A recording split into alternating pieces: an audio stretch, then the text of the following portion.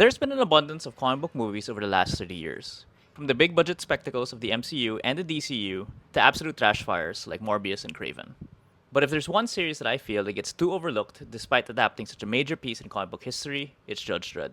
Created by John Wagner and Carlos Esguerra, Judge Dredd first appeared in the British comic book 2000 AD number 2 in 1977. With his iconic helmet, imposing stature, and signature scowl, Judge Dredd is a personification of the law and a certified comic book badass. But what makes Dredd's comics so legendary is their satirical commentary on authoritarianism to the point of extreme absurdity. Under the watchful eyes of the judges, Mega City 1's laws go as far as outlawing things like sugar, and loitering could land you in jail for several years. Now, about the two adaptations, while both are far from perfect, offer great snapshots into what makes the comic series so great. The 1995 version with Sylvester Stallone is very much your mainstream Hollywood-style action movie with over-the-top moments and Stallone hamming it up with his one-liners. But with Stallone opting to remove Judge Dredd's iconic helmet, it drastically humanizes his character a little bit too much. What the film does right is capture the comic's satirical tone with its wild and over-the-top world.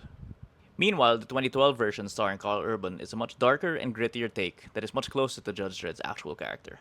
His cold persona is spot on, and the action is stylish and intense.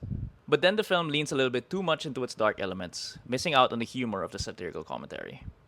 So if you could somehow take Carl Urban's character from the 2012 movie and slot him into the 1995 version's world, you would have the perfect Judge Dredd movie. Although fans even joke that the perfect Judge Dredd movie is actually neither of the films, but the RoboCop series.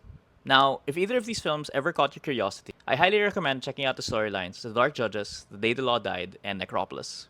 These are all perfect encapsulations of what make Judge Dredd such a legendary comic book series.